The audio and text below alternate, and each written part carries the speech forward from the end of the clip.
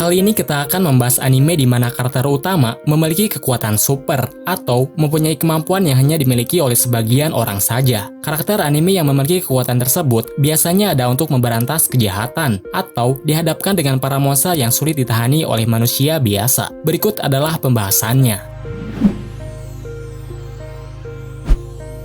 Tokyo ESP. Di suatu kota, telah terjadi kekacauan yang disebabkan oleh esper berkekuatan supranatural. Kehadiran mereka merampas kedamaian dari semua orang dengan meneror penduduk menggunakan kekuatan super yang tidak bisa dihentikan. Kekuatan militer penuh pun tidak bisa mengalahkan mereka, karena para esper tersebut membentuk sebuah kelompok berkekuatan super untuk menjalankan semua aksi kriminalnya. Oleh karena itu, semua pengguna kekuatan dicap sebagai penjahat yang tidak memiliki hati nurani. Meskipun begitu, di antara mereka masih ada beberapa orang pengguna kekuatan super yang membela kebenaran. Bermula ketika seorang perempuan bernama Urushiba Rinka mendapati dirinya terjatuh ke lantai 1.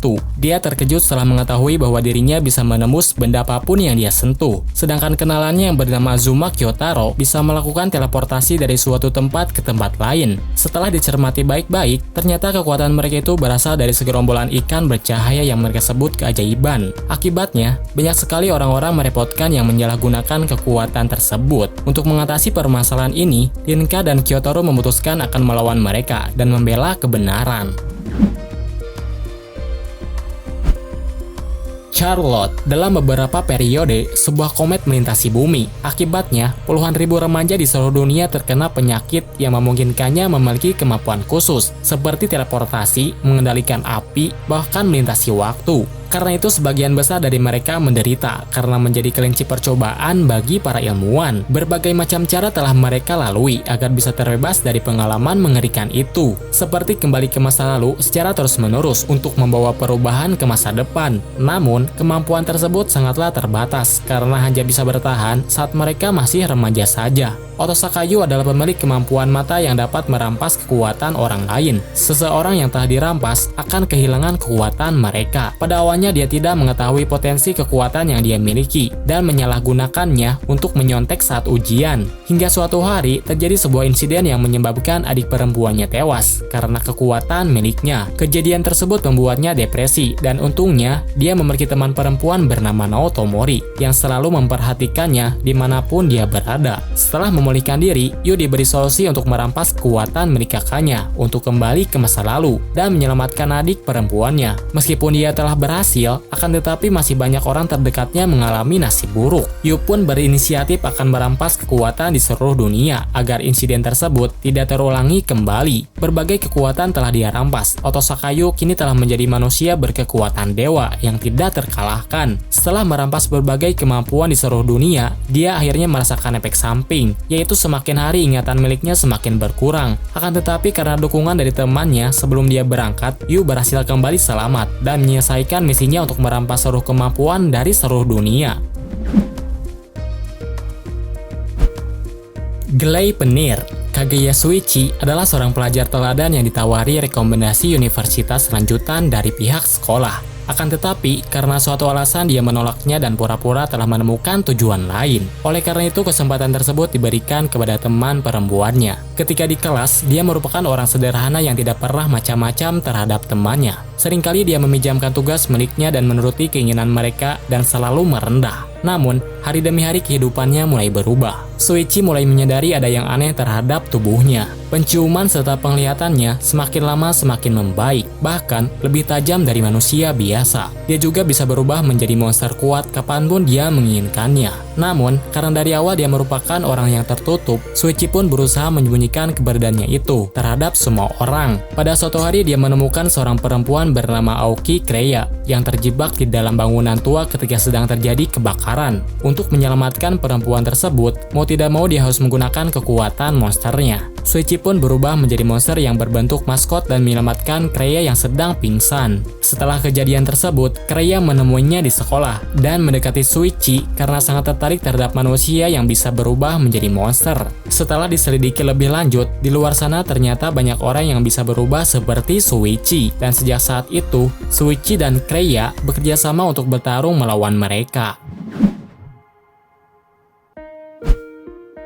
Toaru Majutsu no Index bermula ketika seorang pelajar bernama Kamijo Touma dikejar oleh sekelompok geng setelah berurusan dengan salah satu orang di antara mereka. Pada awalnya, dia berniat ingin membantu seorang perempuan yang seusia dengannya. Akan tetapi, perbuatan yang telah dia lakukan memicu kemarahan dan membuatnya dikejar oleh mereka. Touma mengaku bahwa dia seringkali terlibat masalah dan kesialan selalu menghampirinya. Perempuan yang ingin dia selamatkan bernama Mikoto Misaka, yang ternyata adalah seorang pengguna kemampuan super kuat yang terkenal karena salah satu dari 7 esper level 5 di kota pelajar. Sedangkan Touma dinilai sebagai pengguna kekuatan level 0. Misaka menghampirinya untuk menunjukkan kekuatan petir yang dia miliki kepada Touma. Namun, kelakuan Touma membuatnya sedikit emosi dan saat itu Misaka memamerkan kekuatan andalannya dengan cara menyerang Touma menggunakan kekuatan railgun. Akan tetapi, Touma dengan kemampuan level 0-nya dapat menahan serangan terkuat dari Misaka. Bahkan dia tidak menerima luka gores sedikit pun dari serangannya. Diketahui bahwa Touma memiliki kekuatan aneh di mana segala jenis serangan dapat terhalau oleh tangan kanannya.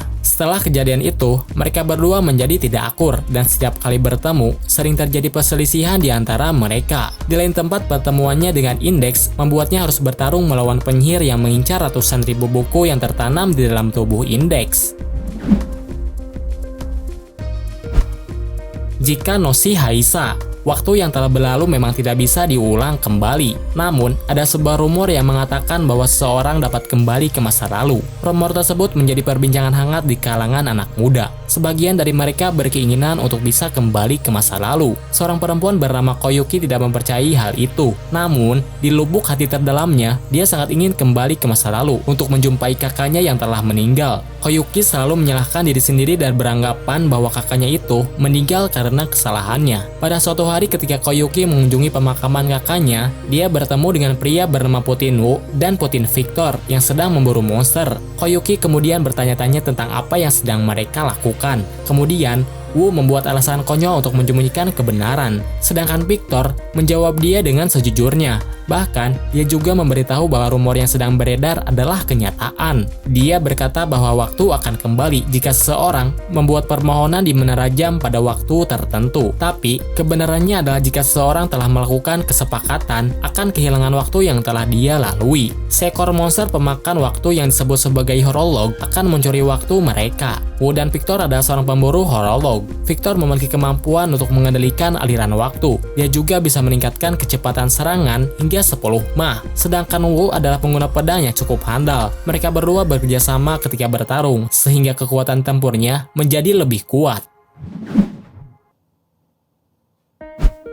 Dokyu HX Heroes bermula ketika dua orang anak kecil bernama Hoshino Kirara dan Enjo Reto bermain berduaan di suatu taman. Saat itu, Hoshino mengerjai Enjo untuk berpegangan tangan seperti yang dilakukan oleh orang dewasa. Setelah itu, Hoshino tertawa setelah melihat temannya merasa malu. Mereka berdua memang terlihat akrab sejak saat itu. Namun, di waktu yang sama berbagai monster bermunculan dan membuat kekacauan dengan menyerap energi yang ada pada tubuh manusia. Energi itu disebut sebagai Eros atau energi yang bersumber dari hasrat manusia. Hoshino yang masih kecil dengan berani melindungi Enjo dari monster, tapi sayangnya dia mengalami trauma setelah Eros miliknya diserap oleh monster tersebut. 5 tahun kemudian mereka telah menjadi anak sekolah remaja. Hoshino yang dulunya ramah kini menjadi perempuan bersikap dingin. Untuk membalas perbuatan monster yang telah mengubah teman perempuannya itu, Enjo kemudian bergabung dalam suatu kelompok pembasmi monster. Pada suatu hari, Hoshino dan Enjo tidak sengaja berhadapan dengan monster. Enjo berniat untuk melindungi Hoshino, tapi sayangnya energi dia telah habis setelah digunakan bertarung di hari sebelumnya. Mereka berdua terpaksa harus melarikan diri, tapi ketika mereka berpegangan tangan, ternyata bisa meningkatkan energi Eros secara drastis. Kesempatan itu kemudian dipergunakan oleh keduanya